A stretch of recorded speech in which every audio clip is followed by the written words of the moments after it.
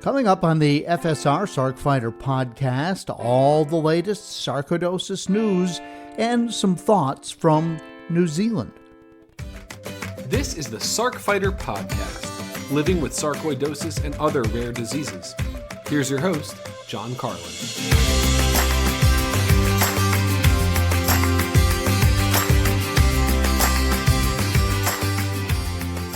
Hi, and welcome to episode 133 of the FSR Sarc Fighter podcast. I'm your host, John Carlin. The date of this recording, March 2nd, 2025.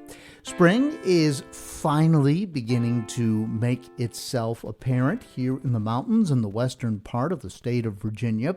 I mentioned in the previous podcast the daffodils were beginning to poke up through the frozen tundra, the frozen ground in the backyard. Well, now a couple of the clumps have actually made their way up, and we've got some blooms on the flowers, so some pretty yellow out there amongst all the brown leaves in the backyard. And it's a long while now, I think, before we start seeing a lot of greenery on the trees and so forth. But those spring flowers certainly make you feel like the worst of winter is behind us. And you know, we just have had a few sunny days now, and life is certainly looking up in terms of the weather. Those gray, long, windy days with all the cold fronts coming through are becoming fewer and fewer. With respect to that, I got to share with you, I got out for a bike ride last weekend, but things didn't go according to plan. First of all, I pulled out...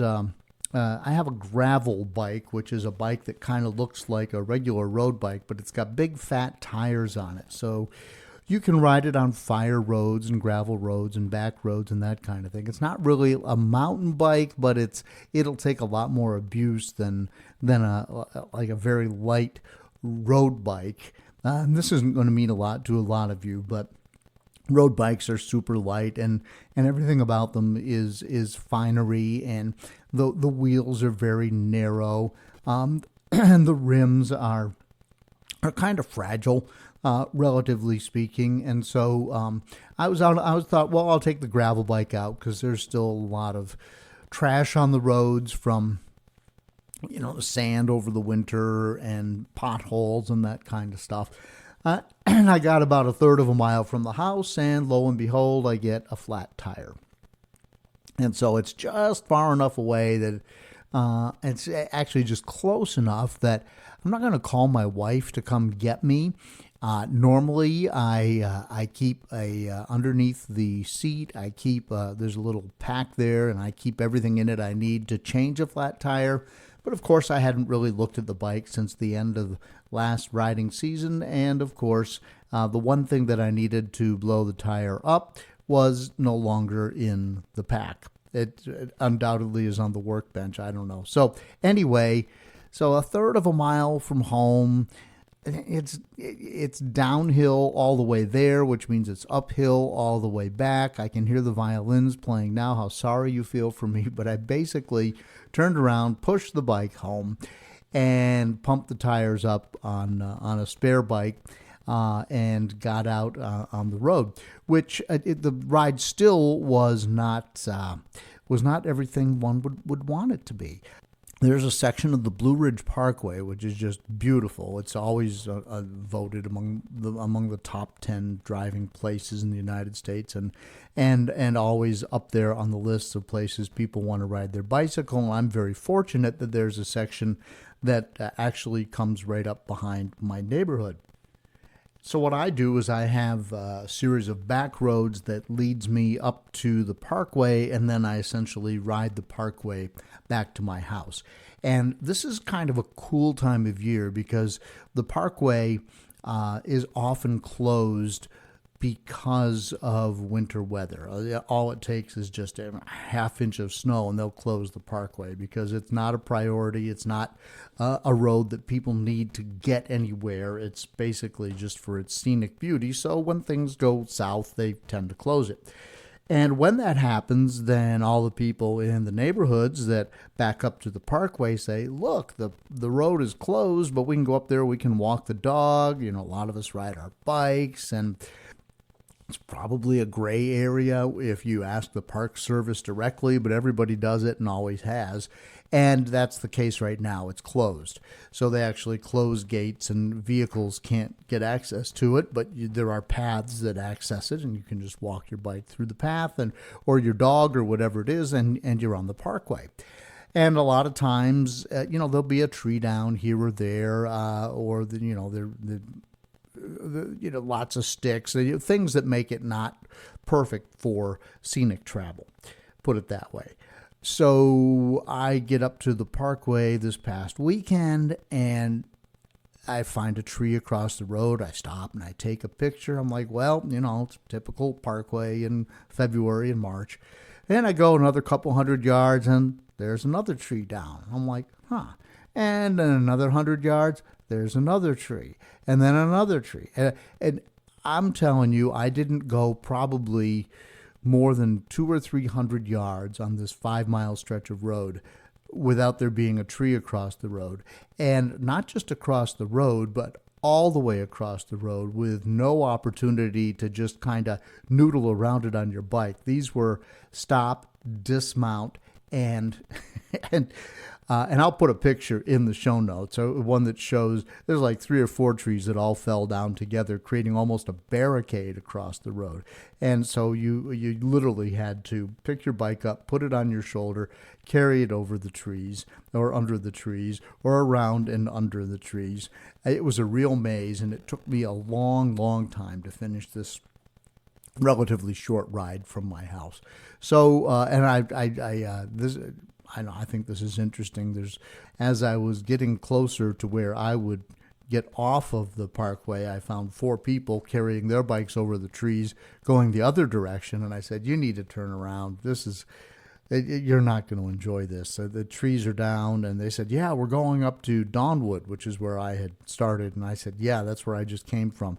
I'm telling you, it's almost impassable. Turn around, go ride someplace else. Oh, no. At this point, it's all about the challenge of it anyway. So we're just going to keep going. And I guess they did, because they went one way and I went the other. And they were not going to be deterred by the fact that there were all these trees across the road. So, it's just sometimes people want a challenge, I guess.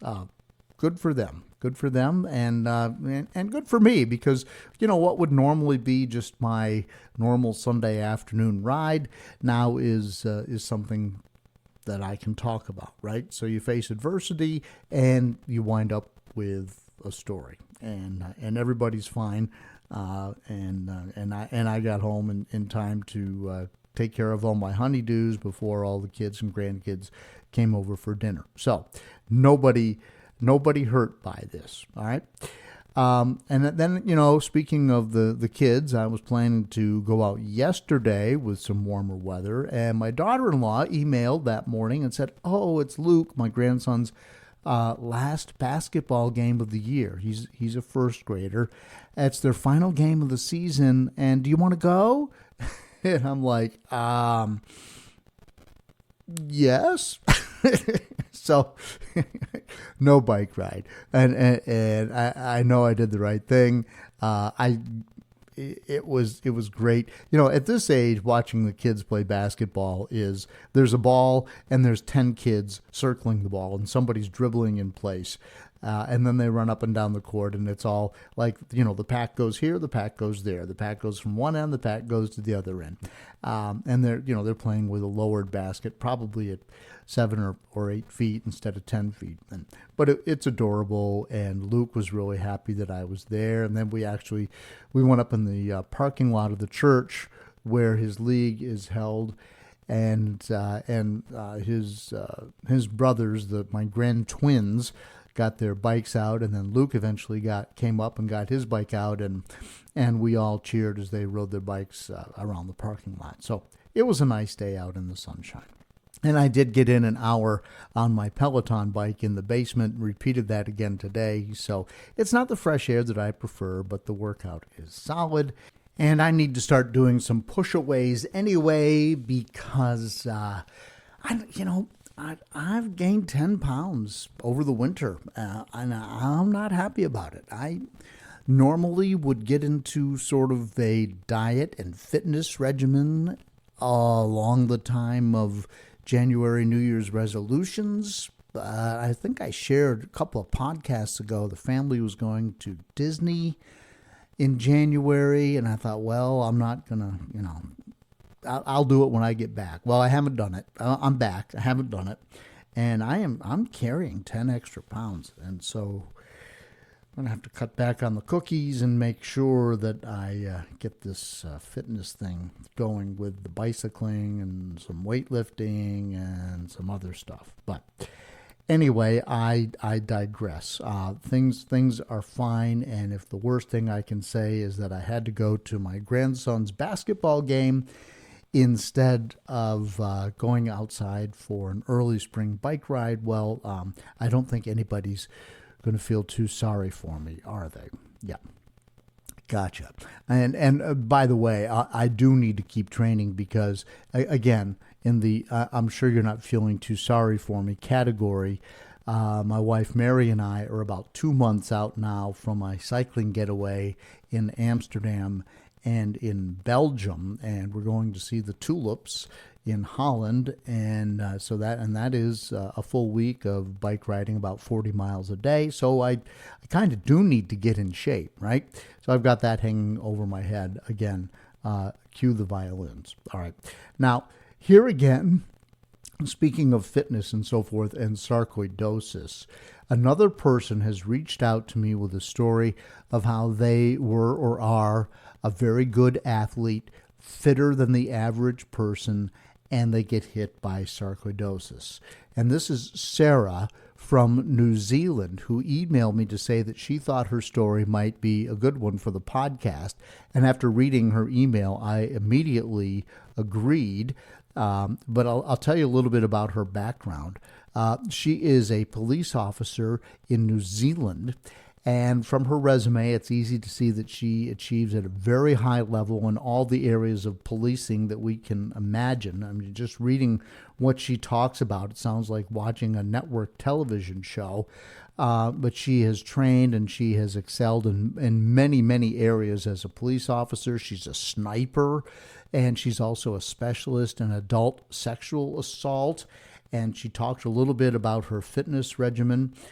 She's 55 years old, and she writes, I did a lot of gymnastics as a youngster. I've always ridden horses, and I still compete now. I also surf, and I trail run. I've done alpine mountain half marathons and more rugged off-road marathons. Currently, she says, I just run hills for the, quote, pleasure of it and health. And she said, but when I had to stop on the hills because she was losing her breath and she just couldn't go any further, she said, when I had to stop on the hills, I was completely breathless, and I would feel like a big black wave was starting at my quads and traveling up my back and the back of my head and over to my face, like I was being engulfed by this black wave and I was going to black out. And she writes in parentheses, which I never did. So I've never heard the black wave thing before, but man, that does not sound good. And so obviously Sarah knew something was off. She goes to the doctor. She goes through a battery of tests, and she detailed some of this in her email. And lo and behold, she's got cardiac sarcoidosis. And so this has resulted in doctors implanting an ICD, which is an implantable cardioverter defibrillator, which is a small electronic device essentially that they put under the skin, and its job is to prevent sudden cardiac death. It also can regulate your heart rate and so forth and so on. And I don't want to give you too much more because I've emailed Sarah back, and we are working on a time when she can join me here on the podcast to tell you the rest of her incredible story. And even if we just get through a fraction of some of the things she told me about, when she wrote to me, I know that you are going to find that incredibly interesting and compelling and relatable, I'm sure, because she had a long path to diagnosis, because it's sarcoidosis, and sometimes it takes time. It's not the first thing people are always looking for. So that will be coming up as soon as she and I are able to coordinate a time. Of course, I'm in the East Coast of the United States, and she is in New Zealand, and we've got to find a time when both of us are awake and alive and not at work. And as soon as we get that figured out, then we'll record the podcast, and I can't wait to share more of Sarah's story with you. Now, this past Friday, February 28th, was Rare Disease Day, and in celebration of that day, NORD, which is the National Organization for Rare Disorders, pushed out a series of short interviews between patients affected by rare diseases and a person named Dr. Al Friedman, Ph.D., who is a psychologist and an educator and rare disease advocate. He's got more than 2 decades of experience working with people and families affected by rare diseases and disabilities, and he is considered one of the world's leading therapists who specializes exclusively in the rare disease patient space. And Dr. Al has a personal story, which makes him uniquely equipped to support families who are navigating the complex medical conditions that we all deal with, that we talk about all the time here on this podcast. And it's worth noting that we talk about sarcoidosis here, but there are many, many other rare or orphan diseases.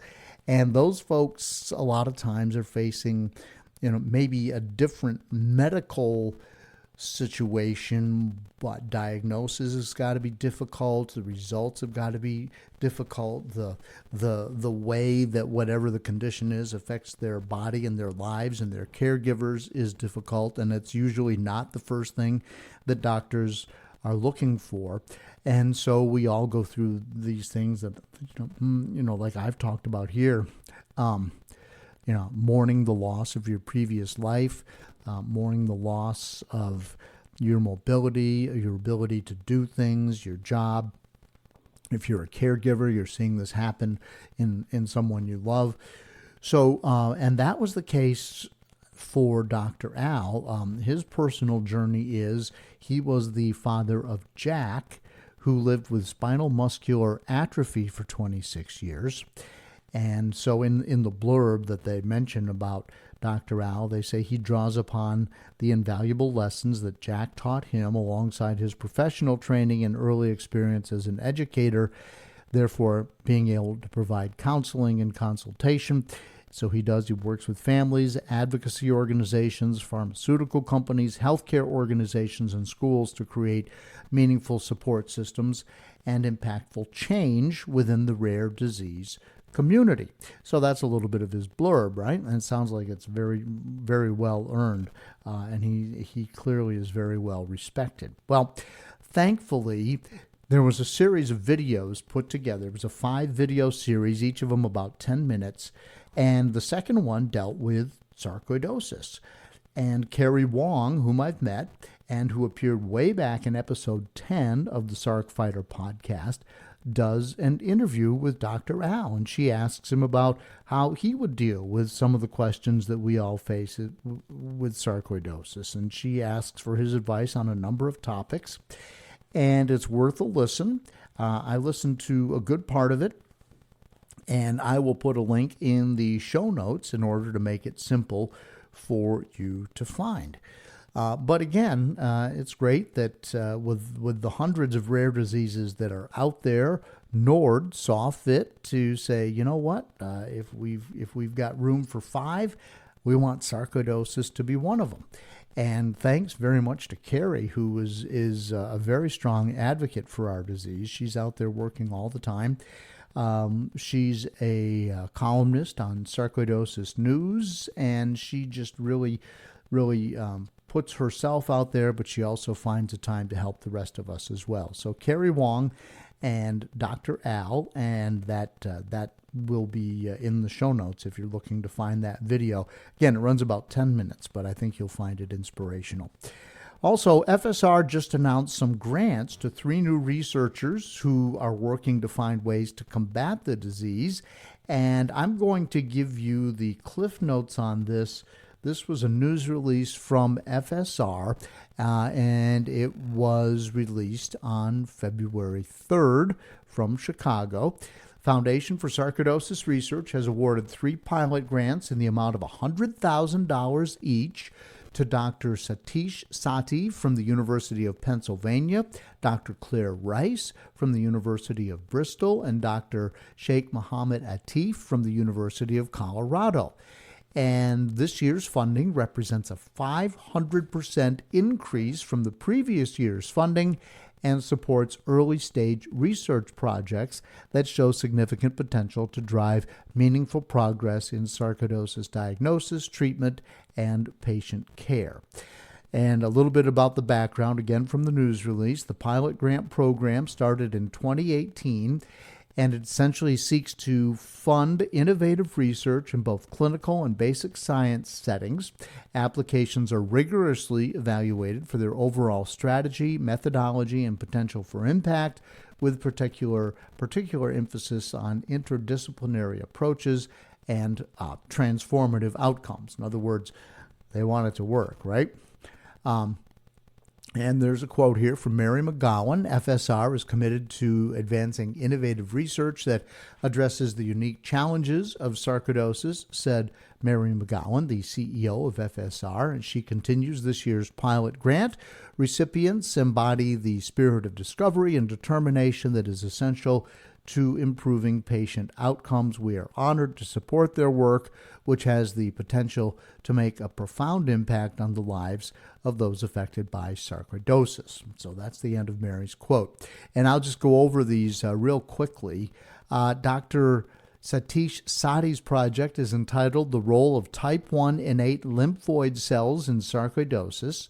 It focuses on the role of type 1 lymphoid cells as biomarkers and therapeutic targets in SARC.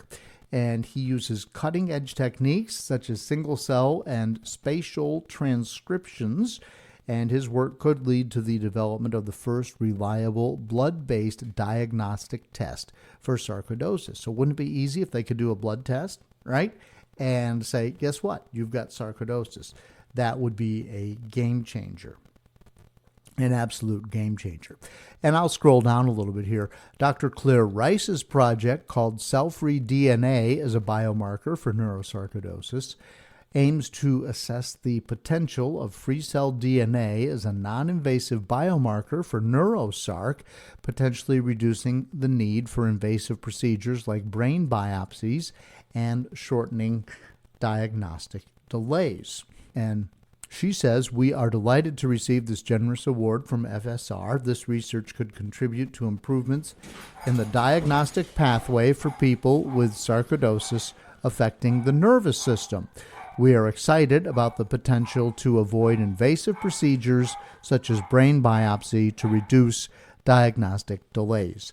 And again, in my case, I did not have a brain biopsy, but I did have one on my spinal cord. And it was pretty invasive, and I've never really been the same since. So that would be a great step forward. Dr. Sheikh Mohammed Atif's project is basically his work aims to uncover mechanisms that drive sarcoidosis progression and then identify novel biomarkers and therapeutic targets.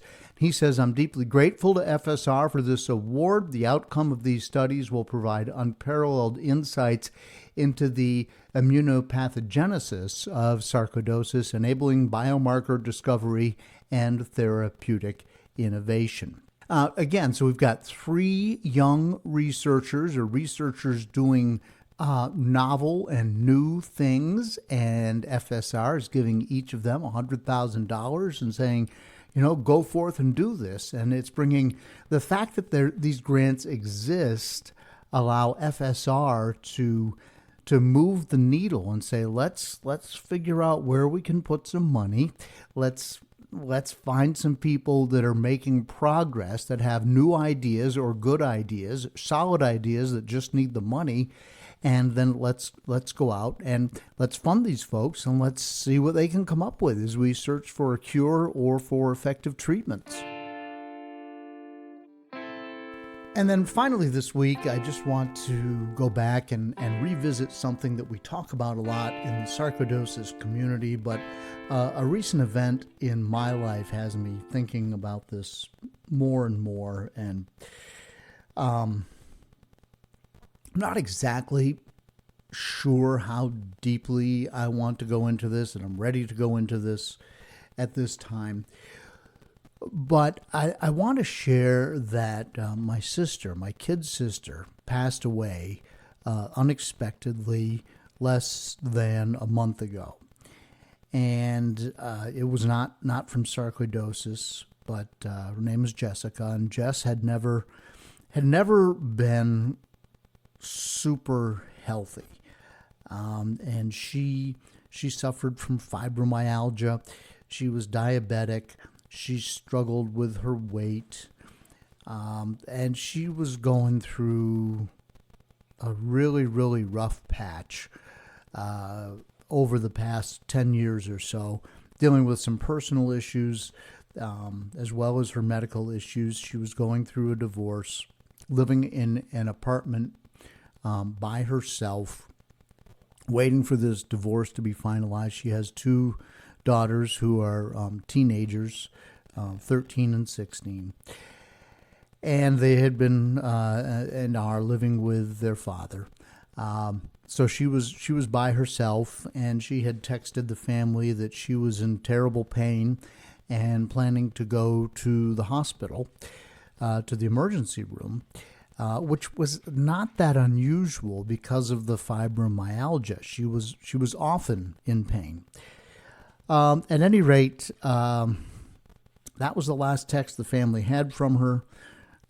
People grew concerned in the following 24 hours or so and asked the police to do a wellness check, and she had passed, and they found her in her apartment. And because she was alone in the state of Massachusetts where this happened, there's automatically an investigation, and the medical examiner was there, and we're waiting for toxicology reports to come back to see if she had maybe COVID or if she had the flu. And she was one of these people who, we talk about people get COVID and they get over it, except for people who are on the fringes in terms of their health. And I think Jessica could be considered as somebody who was in that category of people.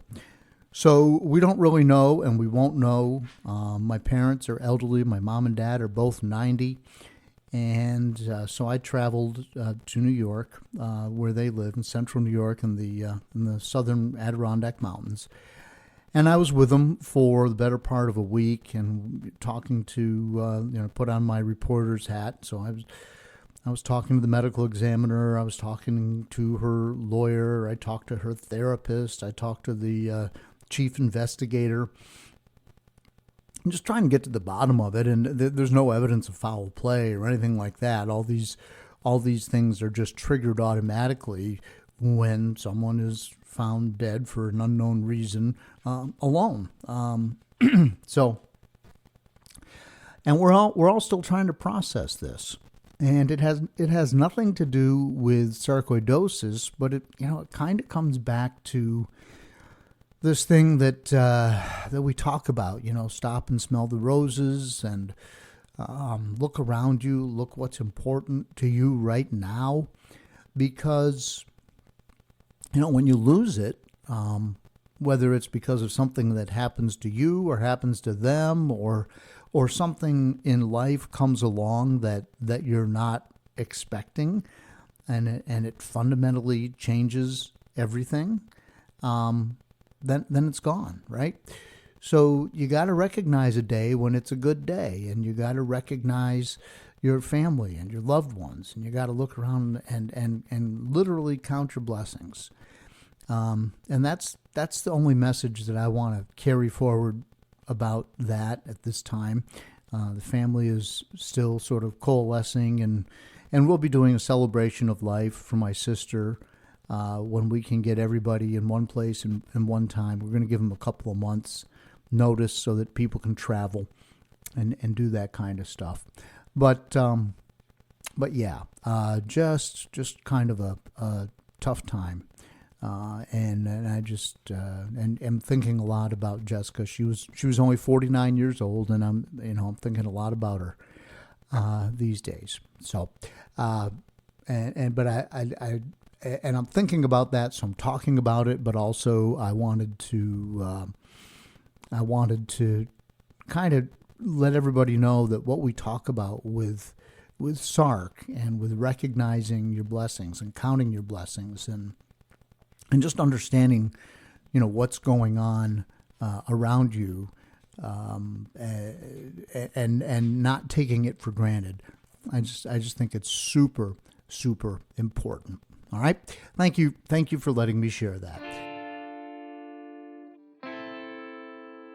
I want to just go through my normal show notes here. I am looking for, we had a doctor on, Dr. Yi, last episode, and he talked about how tattoos can trigger sarcoidosis. And I would like to see if someone's had that happen and you'd like to appear on the podcast, please reach out to me. This is a good time to contact me if you'd like to share your story on the podcast in any way, whether you're a Sarc patient, a caregiver, or a researcher. My email is carlinagency@gmail.com. The official Sarc Fighter song is called Zombie by Mark Steyer, and you can hear Mark's story, the story behind the lyrics of the song, in episode 12, and he also gave us an update not too long ago on episode 118. Podcast comes out every other Monday. As I'm speaking today, my trusty dog Dougal is not here, but my trusty dog Shandy is. In fact, I'm petting her even as I speak to you right now. The backstory to the founding for the Foundation for Sarcoidosis Research is episode 11 with Andrea and Redding Wilson.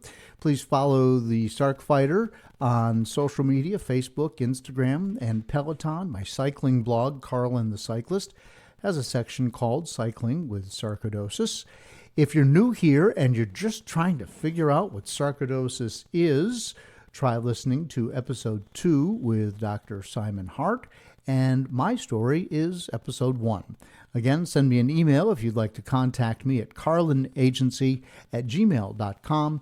Until next time, keep fighting. Learn to suffer, you feel pain someday. Learn endurance, your strength will fade away. Dead man walking, trying to keep up the pace.